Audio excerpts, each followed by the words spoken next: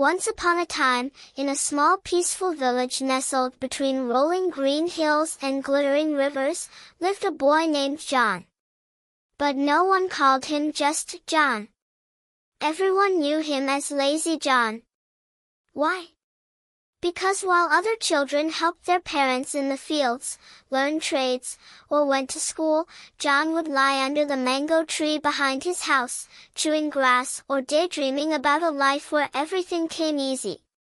Why bother? John would yawn. One day, luck will find me. His mother begged him to find a job, his neighbors offered to teach him skills, but John refused. Work is for people who don't know how to wait for miracles, he'd say. One hot afternoon, while John lay beneath the mango tree, an old man with a dusty robe and a small donkey passed by. The man looked at John and smiled. "Young man, would you help me carry a bag of rice to the top of that hill? I'll pay you a silver coin." John groaned. "Too hot, too heavy, not today." The old man nodded, but before leaving, he said something odd. "Every time you refuse a chance to work, you bury a coin you'll never see." John laughed. "Yeah, well, I'll dig up a treasure chest someday." The old man walked away, but John didn't know that man was a wise magician in disguise. That night, John had a strange dream. He saw himself older, poor, and hungry, begging for food, while coins rained from the sky, but none landed near him. He reached out, but the wind blew them away every time. He woke up sweating. Still, he shrugged. Just a dream.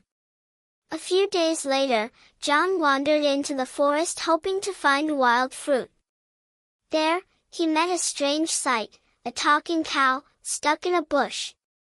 "Please help me," said the cow. "If you set me free, I will grant you one wish." John's eyes lit up. "Really? Then I wish. I wish for a palace, servants, gold, and food forever." The cow raised an eyebrow. "Sure. But first, you must push me out of this bush." John tried once, half-heartedly, then stopped. "This is too much work. Can't you just give me the wish first?" The cow sighed. "A lazy man wants fruit from a tree he never planted. Goodbye." And with a magical puff, the cow vanished. John stood alone, blinking. He had lost his chance, again. One day, a great storm came to the village. The only bridge to the main town collapsed. The villagers were worried, they needed food, medicine, and tools from the market across the river.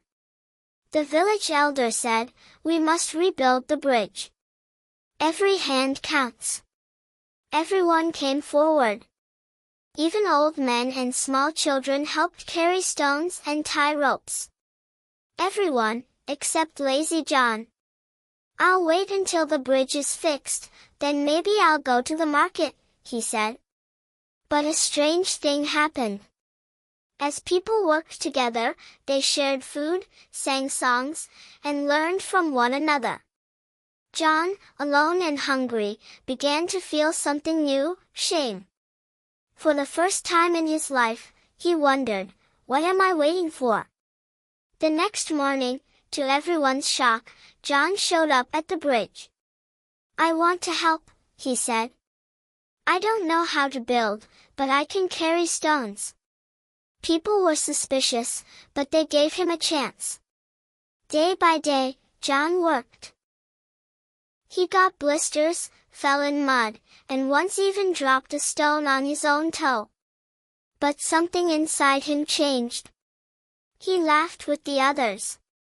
He felt proud of his effort. And when the bridge was finished, the elder handed him a silver coin. "You've earned this." John looked at the coin. He didn't just see money, he saw value, growth, and purpose.